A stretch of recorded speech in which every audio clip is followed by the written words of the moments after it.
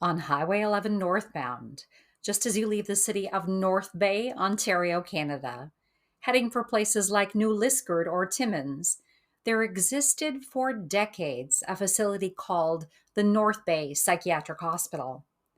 The hospital was huge, housing as many as 1,100 residents at a time in its day. It was surrounded by lovely expanses of lawn and trees and backed on to a forest. It was eventually closed in 2011 when the newly formed Northeast Mental Health Center and the North Bay District Hospital merged in a new location on Highway 17 West in North Bay.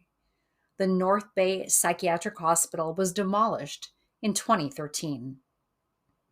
I can only imagine that the families who brought relatives to stay there during the many years it was in operation found the exterior setting to be peaceful in many respects.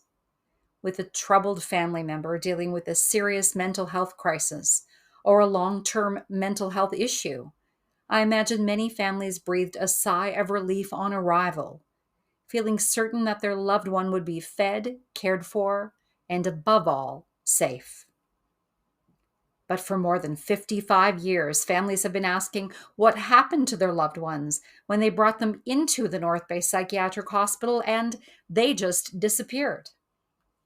Between the years of 1966 and 2010, while they were all residents of the North Bay Psychiatric Hospital, Philippe Guérin, Norman Welsh, Don Carice, Russell Hoffert, Terry Zubko, and Glenn Wesley just vanished.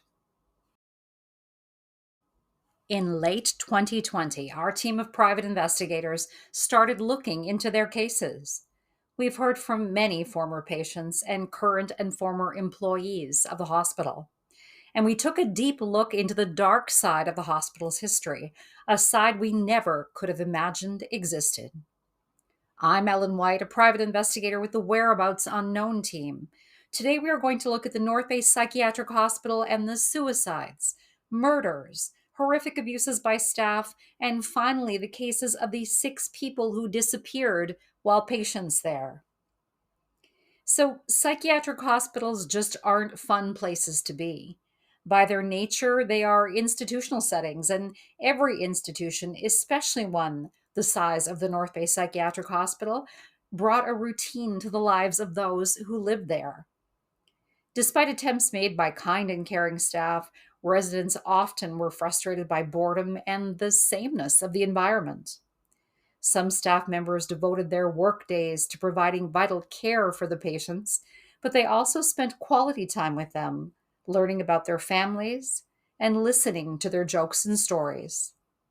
The kindness and compassion displayed by many people who worked at the North Bay Psychiatric Hospital made an otherwise terrifying and bleak stay a tolerable one.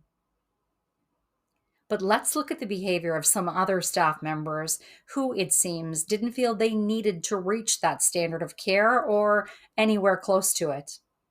Our investigators uncovered documents pertaining to hearings held by the Discipline Committee of the College of Nurses of Ontario.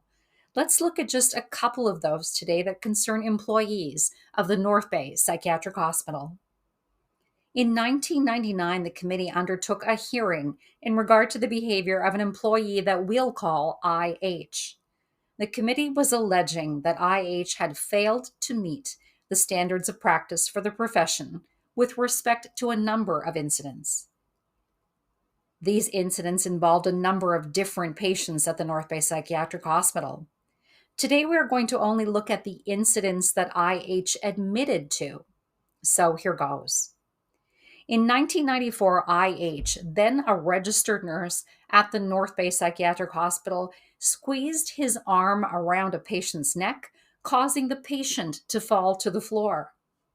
In 1996, 2 years later, he is observed placing his hands on a patient's throat and neck area. About 6 months later, in 1997, this registered nurse cupped his hands over a patient's mouth and nose, preventing the patient from breathing. He struck a patient with his hand. He placed his forearm against a patient's throat. He also choked a patient with his hands around the patient's throat and grabbed and twisted the patient's arm. When another patient was struggling to rise from his wheelchair, he slapped the patient on his forehead, causing him to fall backward into his chair. And he hit another patient on the head with his hand. Now let's look at another employee of the North Bay Psychiatric Hospital, a registered practical nurse that we'll call TB. TB is also called before the Discipline Committee of the College of Nurses of Ontario. Once again, we are only going to look at the allegations that he admitted to.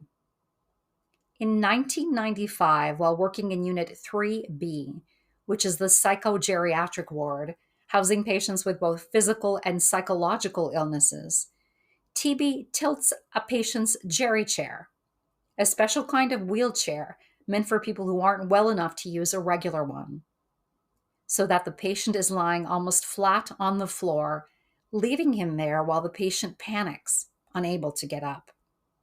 In 1996, he grabs a patient's neck with both hands.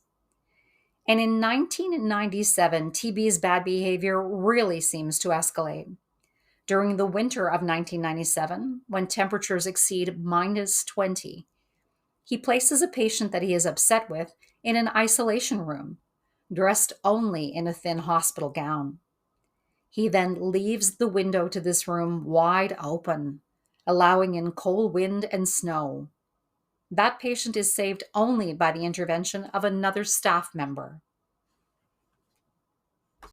And also in 1997, he terrorizes a patient by telling him that he is going to call the police and report falsely that the patient has had sex with a little girl.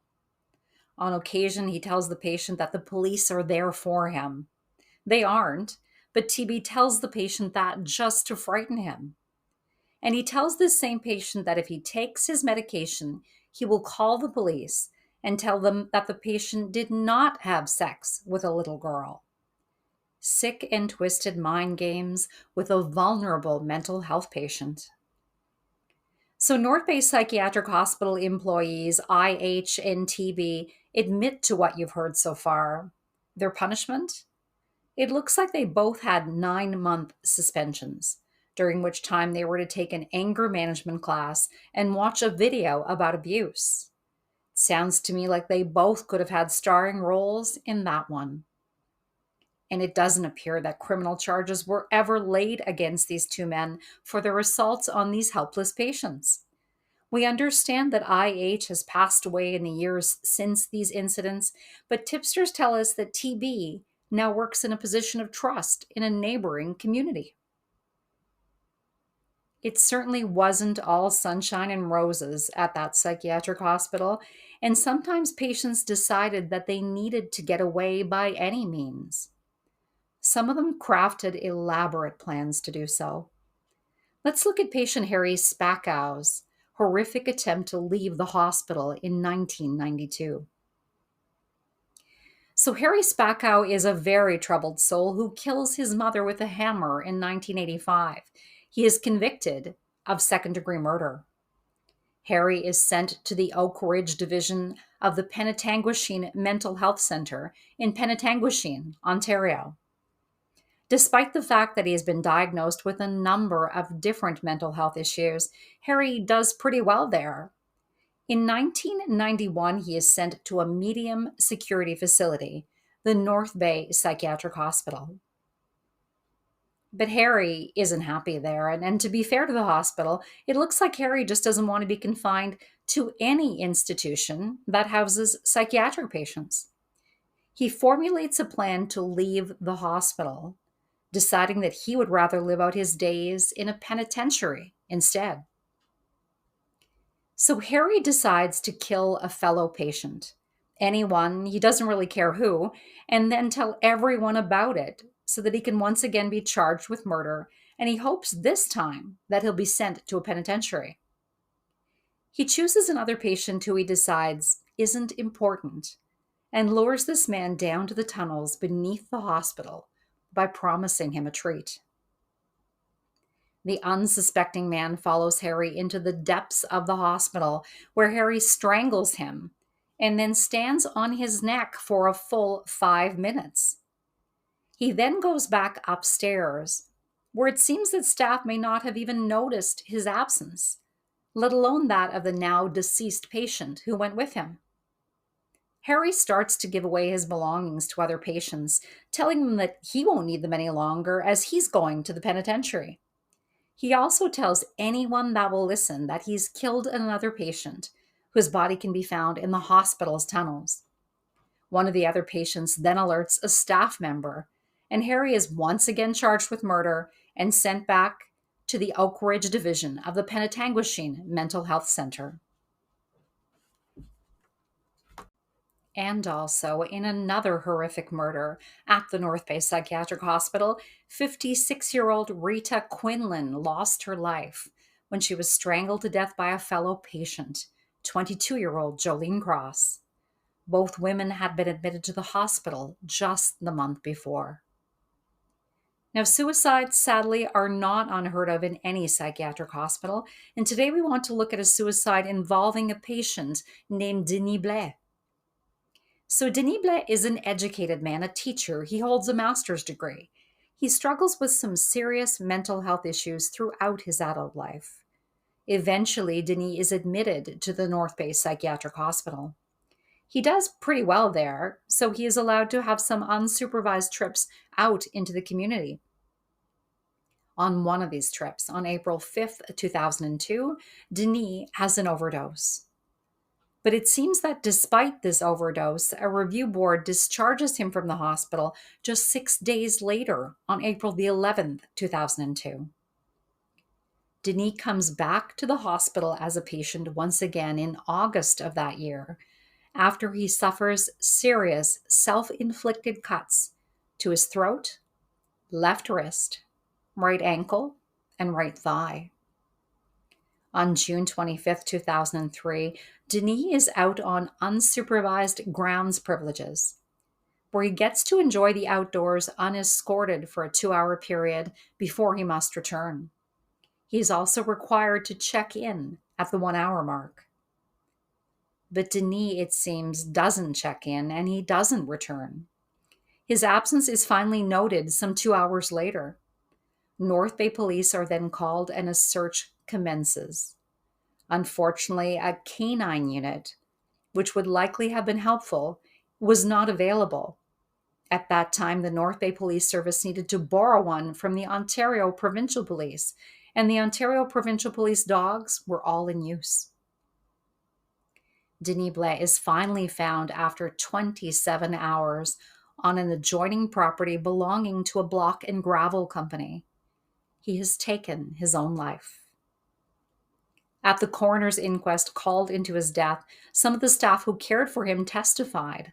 One of them said that they felt his talk of suicide was just a ploy and that Denis just liked to be the focus of attention.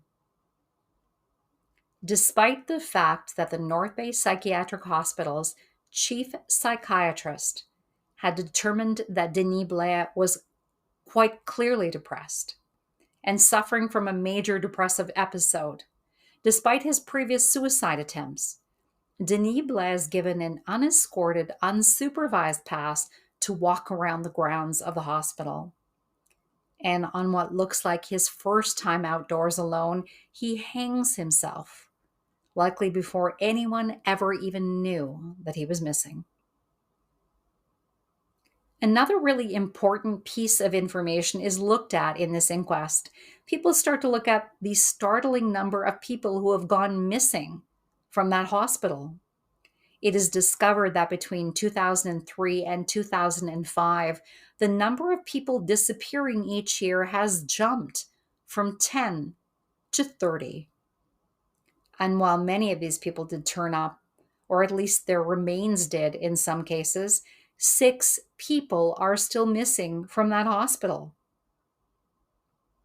In 1966, Philippe Guérin was admitted to the hospital.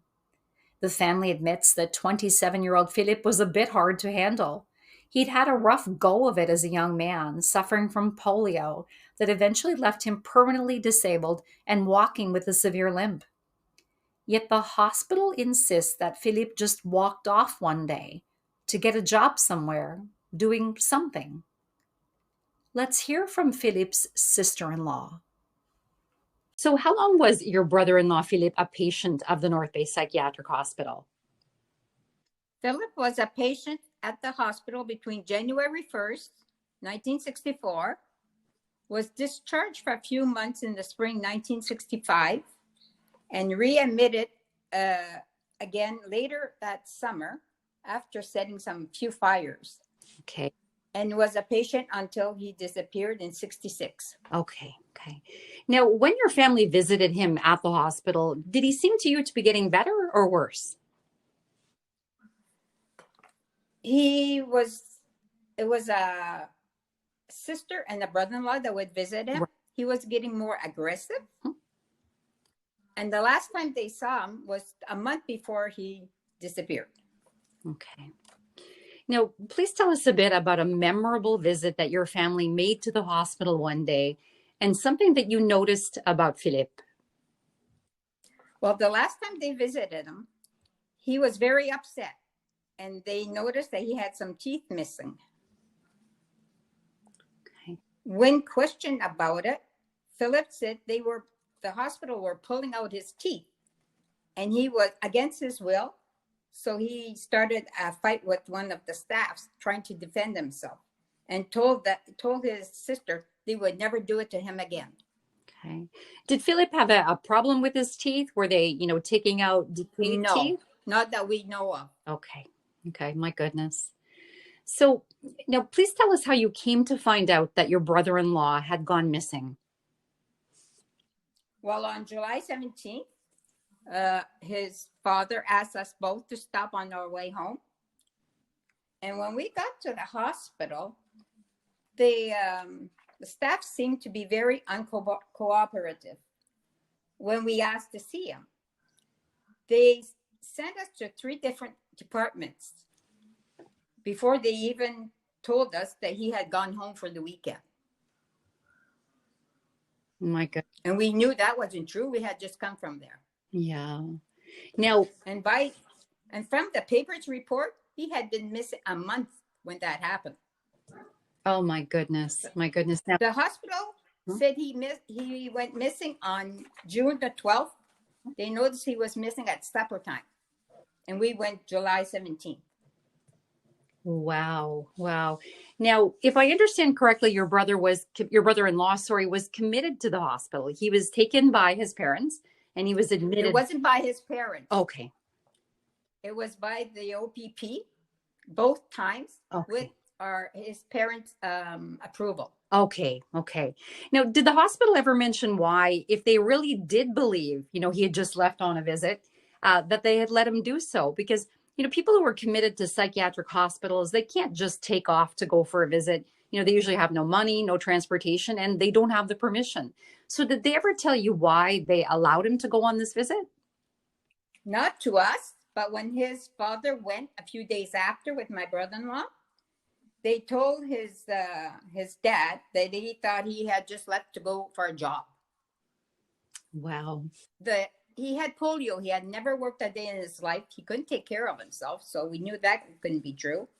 And they gave my father-in-law a suitcase with all his clothes and belongings. Oh, my goodness. Now, so we know that the hospital, it looks like, rather than phoning the police when they found, that he hadn't gone home for a visit, they decided to write a letter saying that Philippe had gone missing, and they mailed it to the Whitfield Police Force, which existed back in the day before the North Bay Police Service. Now, it seems like an investigation may only have been started at that time. Did the hospital ever explain why, rather than picking up the phone and calling, because a missing person is an urgent situation, did they ever mention why they decided just to send a letter rather than pick up the phone? No, but my father-in-law saw a Dr. W. Ronley or something like that. He was a superintendent at the time. Right. And he just told my father-in-law he just decided to go home.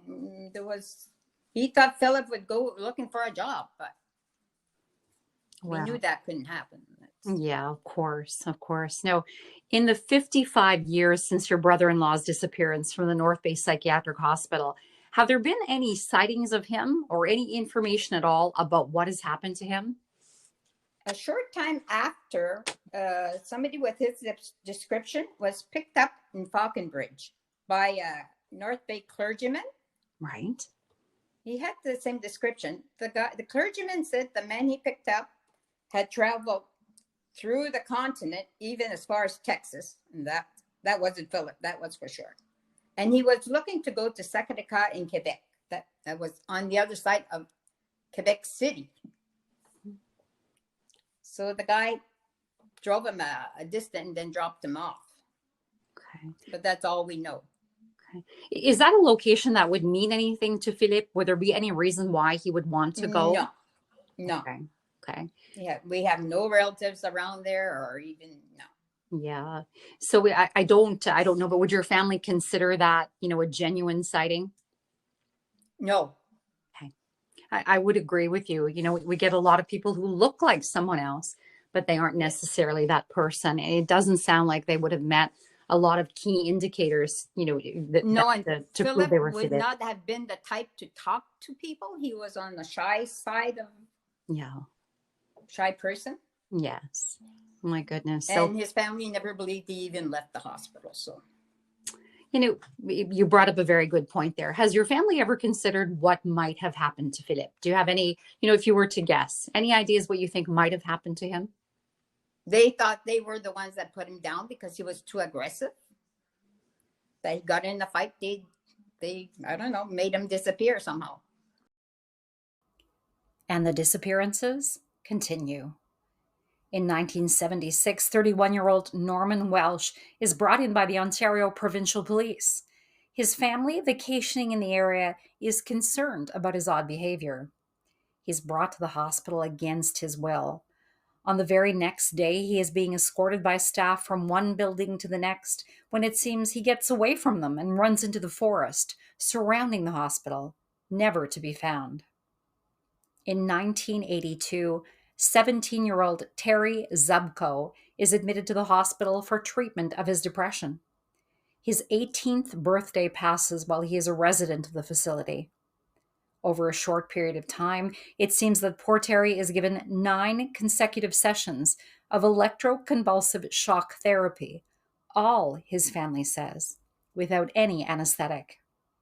Astoundingly, Terry, who is a level 4, the highest security risk classification at the facility, is given an unsupervised grounds pass and promptly disappears. He was there for only 46 days, and he has never been seen again.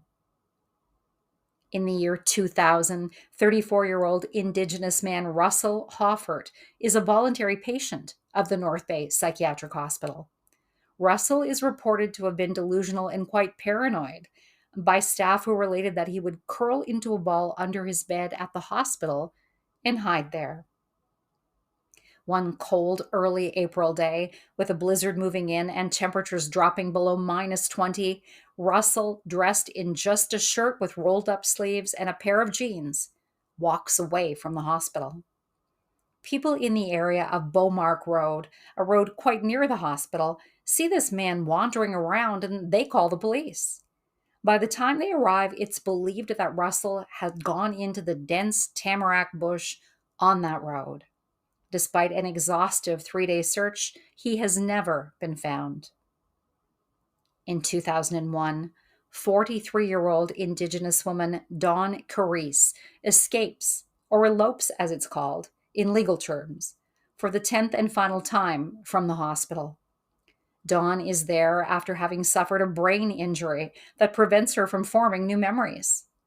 Despite being an exceptionally high flight risk based on her previous attempts to flee, Dawn is allowed to go unsupervised down to the hospital's craft room, where a door exists that is never kept locked during daytime hours. And according to staff, Dawn opens that door, walks out, and disappears. It will be the next day before police are even called to begin their search.